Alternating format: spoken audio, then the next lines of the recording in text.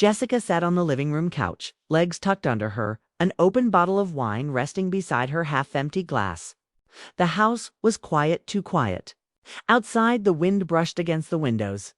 But inside, all she could hear was the ticking of the wall clock and the hum of the refrigerator. It was almost 11 p.m.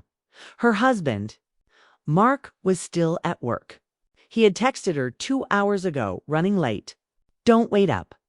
It wasn't unusual. In fact, it had become routine. Late nights, missed dinners. No real conversation. Just small talk over coffee, if that. She took another sip of wine, trying to ignore the knot forming in her chest. This wasn't what marriage was supposed to feel like. Jessica remembered when she and Mark had laughed every day. Even the simple things, burning toast, a spilled drink, used to feel like shared moments. Now everything just felt quiet. She hadn't meant to drink so much. At first it was just a glass to wind down, but one glass turned into 2, then 3. She wasn't drunk, exactly, just off balance, emotionally, mentally. It had been building for weeks, months. Then, suddenly, the front door opened. Jessica straightened, startled. She wasn't expecting anyone. It wasn't Mark, it was Ethan, Mark's younger stepbrother. He stood in the doorway, tall, casual, holding a set of keys. "Hey," he said, stepping in cautiously. "I didn't mean to scare you. Mark said I could stop by to grab some boxes from the garage." Jessica blinked, surprised. "Ethan, I didn't know you were in town. It's just for a couple days. Business trip. Thought I'd swing by." She quickly tried to sit up straighter, brushing her hair back and hiding the wine glass behind a cushion. Ethan noticed anyway. "Long day?" he asked gently, with a half-dash smile. Jessica sighed and gave up the act. "Long year." He chuckled softly and looked around. "You home alone?" She nodded. "Mark's working late again." There was a pause. Not awkward, just real. Ethan stepped inside and closed the door behind him. "I won't stay long," he said, walking toward the living room. "Just needed to grab a few things Mark left for me in the garage." "It's fine," Jessica said quickly. "You don't have to rush." Ethan sat on the arm of a chair, looking at her carefully. She could tell he was trying to read the mood. They hadn't talked much over the past few years, mostly at family gatherings. But there had always been a quiet understanding between them. Ethan was observant, the kind of person who listened more than he spoke. "You okay?" He asked the question, caught her off guard. She opened her mouth to say yes, but the truth slipped out instead. "Not really." He didn't push. Jess nodded, staying quiet long enough to let her decide whether she wanted to say more. Jessica looked down at her hands. "I don't remember the last time Mark and I had a real conversation. Not about bills or chores. About us." Ethan exhaled slowly. "That's rough." Jessica gave a bitter laugh. "It's worse when you're living in the same house but feel like strangers." The silence after that wasn't uncomfortable. It felt like the first time someone had actually listened in a long while. "I know it's not my place," Ethan said gently, "but I always thought you two were ... strong. We used to be." She paused. "Now it's like he's here, but not with me. I'm tired of feeling invisible." Ethan shifted slightly. "You're not invisible." Jessica looked up at him. His tone wasn't forced. It was calm, sincere. She suddenly felt exposed, not because of the wine, but because someone was actually seeing her for the first time in a long while. "I'm sorry," she said quickly. "I shouldn't be dumping this on you. You just came to get something." "I've had too much wine and it's okay," Ethan interrupted. "Really? I'd rather you talk than sit here alone thinking no one notices." That made her pause. "I used to look up to you," he added, more quietly. "Back when you and Mark first got married, you were full of energy, always laughing. You lit up a room." She didn't know what to say. The compliment felt real, but it also made her ache inside. She missed that version of herself too. "I don't know what happened," she whispered. "One day I just stopped trying." Ethan leaned back, thoughtful. Sometimes people grow tired before they realize it. Not because they don't care, but because no one sees how much they're holding in. Jessica stared at him. He wasn't giving her easy answers or trying to fix anything. He was just ... present. It felt comforting in a way that caught her off guard. "I should let you get those boxes," she said eventually. "I will," he replied, but he didn't move yet. Instead, they sat there for another few minutes, quiet, honest, real. The kind of silence that didn't feel empty. Before he left, Ethan stood at the door and turned to her. "If you ever need someone to talk to, I'm around. You don't have to carry it all by yourself." Jessica nodded, her throat tight. "Thanks." After he left, she stood in the living room alone again. But it didn't feel quite as lonely anymore. Something had shifted. She wasn't sure what it was. But she knew this much. It wasn't just the wine that had stirred her emotions tonight. It was being seen, really seen for the first time in a long time. Jessica didn't expect to hear from Ethan the next day, but she did. Just a short message. "Hope you're feeling better. If you ever need a walk on talk, I'm around." She stared at the text for a while, unsure how to respond. Her first instinct was to ignore it, not because she was upset, but because she was confused. Confused by how his simple kindness had stayed with her all night. It had been a long time since anyone made her feel that heard. Or that seen. She typed back, "Thanks. I think I do need that walk." They met in the late afternoon near a quiet park 2 blocks from her house. She wore a hoodie and jeans, no makeup. She hadn't dressed to impress. She had dressed like someone who was tired of pretending. Ethan greeted her with a soft smile and handed her a coffee. "1 cream, 1 sugar, right?" She blinked. "You remember?" "Some things stick," he said. They started walking, not in a rush, not headed anywhere in particular. The trees above them had just started to turn orange and gold. The air felt cooler than usual, but not cold. A gentle breeze moved through the leaves as if it was listening in . Jessica kept her eyes on the path as she spoke. "It's strange. I didn't expect you to show up and be the person I ended up talking to." "I didn't expect it either," Ethan said. "But I'm glad I was there." She glanced at him. "Why did you stay and listen last night?" He shrugged. "Because you looked like someone who needed it. And because I've been there." Jessica frowned. "What do you mean?" Ethan took a deep breath. "My last relationship ended because we stopped talking. Not fighting. Just silence. You think everything's fine until one day you wake up and realize you're living next to a stranger." Jessica was quiet for a moment. "That's exactly how it feels." They reached a bench and sat down. She sipped her coffee and looked out at the small lake nearby.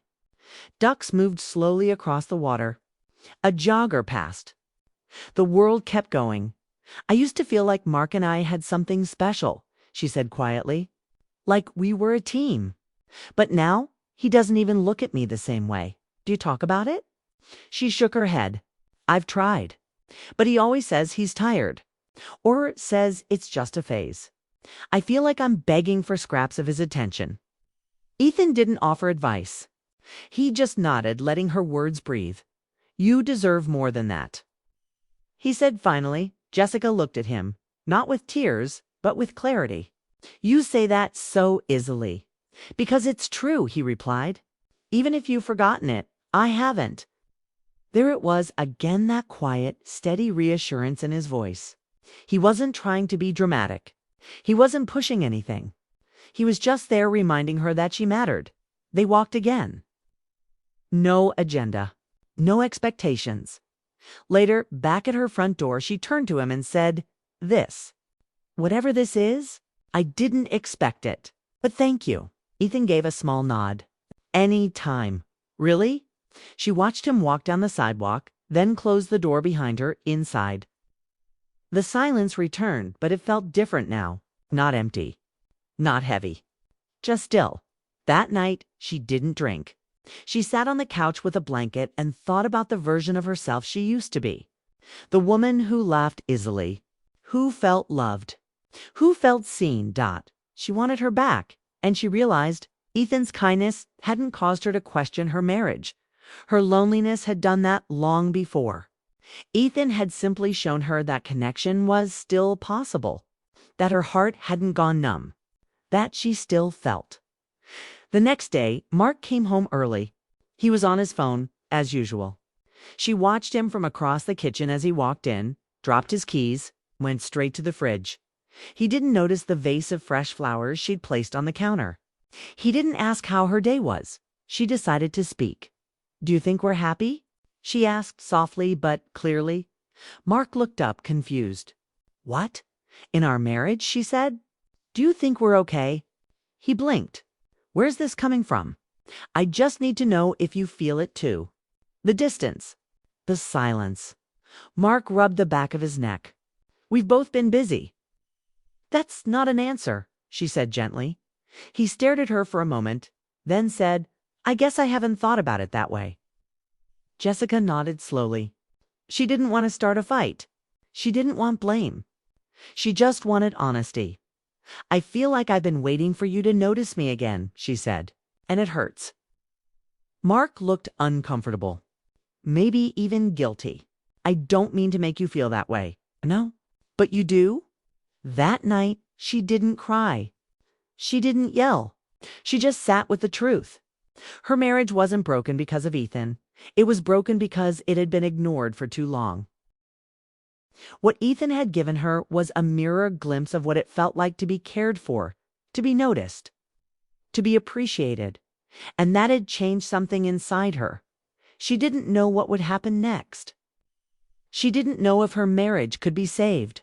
But she knew this much: she wasn't going to keep shrinking herself to fit into a life where she felt invisible. She wanted more, and for the first time in a long time, she believed she might deserve it. The days that followed felt heavy with unspoken thoughts. Jessica noticed Mark was quieter than usual, his usual distracted attitude replaced by something softer, almost uncertain. It was as if her question had opened a door neither of them was ready to walk through, but couldn't close either. One evening, Mark came home earlier than usual. The sun was just setting, casting a warm glow over the kitchen. Jessica was making dinner, the aroma of garlic and herbs filling the air. Mark leaned against the counter, watching her in silence. "I've been thinking," he said quietly. Jessica paused, heart pounding a little. "About what?" Mark said. "About everything. I realize I've been so caught up with work and other things that I forgot how important you are. How important we are." Jessica didn't say anything right away. Part of her wanted to believe him. Another part was scared that this was just a momentary feeling that would disappear with the next busy week. Mark reached out. Kay took her hand gently. "I want to fix this. I want to listen. Really listen. Not just hear you, but understand you." Jessica looked into his eyes and saw honesty. No excuses, no defensiveness. Just a man who was tired of losing what mattered most. That night, they sat together on the couch. Mark put his phone away, no distractions this time. Jessica felt a small flicker of hope. She began to share the feelings she had buried for months. The loneliness, the silence, the nights spent crying herself to sleep because she felt invisible. Mark listened quietly, nodding occasionally, his expression softening. "I didn't realize how much I hurt you," he said after she finished. "I was so focused on providing for us that I forgot to be present." Jessica squeezed his hand. "It's not about money or things. It's about us. I miss feeling connected." Mark's eyes glistened with unshed tears. "I miss that too." For the first time in a long time, they talked about their dreams and fears, not as strangers, but as partners. The conversation wasn't perfect, but it was real. It was raw. It was the start of something new. Meanwhile, Jessica couldn't stop thinking about Ethan. Their recent conversations echoed in her mind. She admired how he listened without judgment, how he made her feel seen. But she knew this was her marriage to fix. She loved Mark even if things had gotten messy. Ethan's kindness wasn't a threat. It was a reminder. One afternoon, Jessica found herself texting Ethan again. She told him about her talk with Mark, about the small steps they were taking. Ethan replied with support, but also a gentle warning to take care of herself. Jessica smiled. It felt strange to have someone outside her marriage care so much without asking for anything in return. Days turned into weeks. Jessica and Mark made small but meaningful changes. Dinner dates, honest check-ins, and simple gestures that showed they still cared. Still, the shadows of doubt lingered in Jessica's mind. Could a marriage that had drifted so far really find its way back? One evening, Mark surprised her with a letter. It was short but heartfelt, an apology and a promise to do better. Jessica read it twice, feeling tears sting her eyes. It was the first real acknowledgement she had received in a long time. The journey wasn't over. There were still hard days and moments of frustration. But for the first time, Jessica believed that love could heal him when it felt broken. And deep down, she wondered, could this newfound honesty be the bridge to something stronger? Or was it only the calm before another storm? She didn't know yet, but she was ready to find out. Jessica could feel the tension in the air as she stood in the kitchen, waiting for Mark to come home. The small changes they'd made seemed hopeful. But something still felt unresolved, like a quiet storm lurking just beneath the surface. She wanted to believe things were improving, but part of her was still afraid to hope too much. That evening, when Mark walked in the door, there was a different energy between them, something serious and unspoken. He looked tired but determined, and Jessica felt a flicker of curiosity mixed with nervousness. "I've been thinking," Mark said, setting his bag down. "We need to talk." "About us." Jessica nodded, her heart beating faster. She wasn't sure if this was going to be good or bad, but she knew they couldn't avoid it any longer. They sat down at the kitchen table, the soft light casting long shadows around them. Mark took a deep breath. "I realize now that I've been pushing you away, not because I wanted to, but because I didn't know how to handle my own fears." Jessica's eyes widened. "Fears?" Mark nodded. "I was scared. Scared that I wasn't enough for you, that I was failing as a husband. And instead of talking about it, I shut down." Jessica felt tears welling up.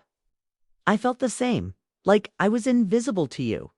He reached across the table, taking her hand. "I'm sorry. I don't want to lose you." For the first time in months, Jessica believed him as they talked deeper. Mark opened up about his struggles at work, the pressure he felt, and how it affected his mood at home. Jessica shared her loneliness, the nights she cried alone, the fear that their love was slipping away.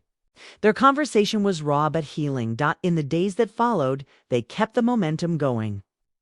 No grand gestures, just honest moments. A coffee shared in the morning, a text to check in during the day, a small touch on the shoulder. Jessica noticed that Mark was more present, not just physically, but emotionally. He listened when she spoke. He asked questions about her day. He smiled more. It reminded her why she had fallen in love with him in the first place. Still, the memory of Ethan lingered, not as a threat, but as a reminder of what she needed. A reminder that connection and understanding mattered deeply. One afternoon, Jessica met Ethan again. They talked about boundaries, respect, and the importance of family. Ethan made it clear that he wasn't trying to come between her and Mark. He just wanted her to be happy, whatever that meant. Jessica appreciated his honesty. It helped her put things into perspective. She realized that her journey wasn't about choosing between two men. It was about choosing herself and what kind of love she deserved. Weeks passed, and the small changes between Jessica and Mark grew stronger. They started attending counseling together, learning how to communicate better, to support each other through their fears and hopes. It wasn't easy. There were setbacks, moments of doubt, and days when old wounds felt fresh again.